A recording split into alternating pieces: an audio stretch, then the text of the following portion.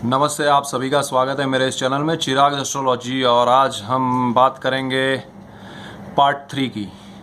अपनी कुंडली खुद कैसे देखें, पार्ट 3, जिसका आप बहुत अरसे से इंतज़ार कर रहे थे। बीच में अलग अलग डिमांड थी कि भाई शनि का गोचर क्या है, उसके बारे में दीजिए, तो वो सब चीज़ों में थोड़ा वक्त लग गया।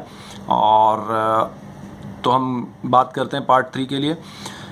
आपने जान लिया कि कुंडली कैसे देखते हैं, कौन सा स्थान पहला है। कुंडली के 12 स्थान होते हैं, 12 राशियां हैं, और चंद्र राशि कैसे डिसाइड होती है वो सब आपने जान लिया। अभी हम जानेंगे कि कुंडली में भावेश कौन है, भाव का मालिक, और दूसरा हर राशि का मालिक कौन है। मालिक यानी जिसका आधिपत्य है जिस राशि पे, उसके बारे में हम जानेंगे।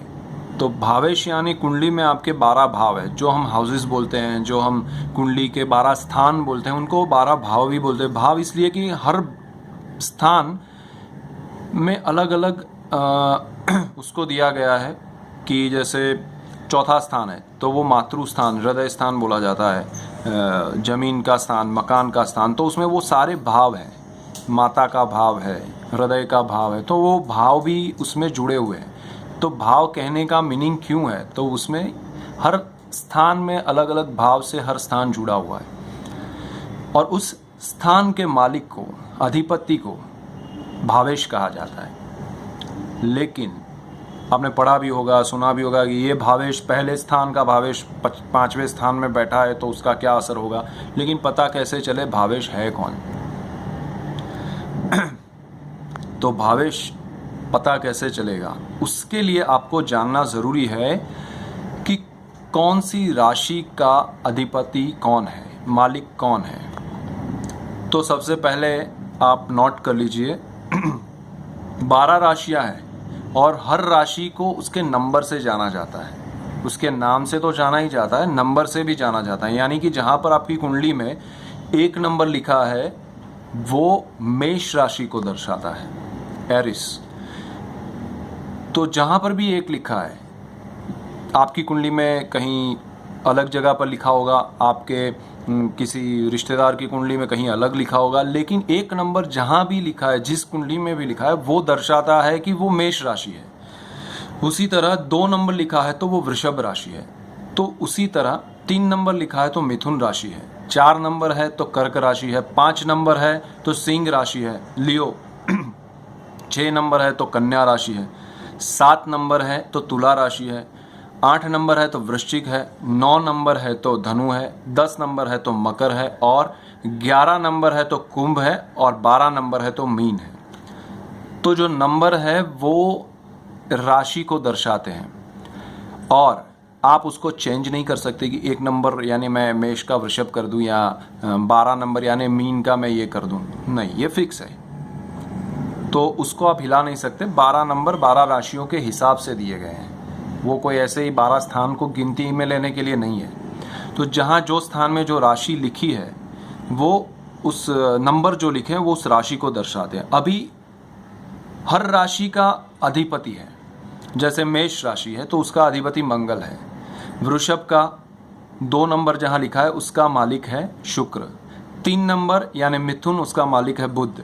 4 नंबर कर्क राशि चंद्र, 5 नंबर सिंह राशि सूर्य, 6 नंबर कन्या राशि बुध, 7 नंबर तुला राशि शुक्र, 8 नंबर वृश्चिक और अगेन मंगल, 9 नंबर धनु राशि गुरु, 10 नंबर मकर राशि शनि, 11 नंबर कुंभ राशि शनि, और 12 नंबर मीन राशि अगेन गुरु। तो ये 12 राशियां हैं, उनके 12 ये अधिपति हैं। इनमें मंगल, बुध, गुरु, शुक्र और शनि, इन सबकी 2-2 राशियां हैं, मतलब ये 2-2 राशियों के मालिक हैं। तो अगर आपकी कुंडली में जन्म लग्न कौन सा है वो तो मैंने पहले आगे वाले एपिसोड में सिखा दिया है, तो आप वो देख लीजिए कि जन्म लग्न आपका सपोज मकर लग्न है, और चंद्रमा आपका 5 नंबर लिखा है वहाँ पड़ा है, तो आपकी राशि हो गई सिंह।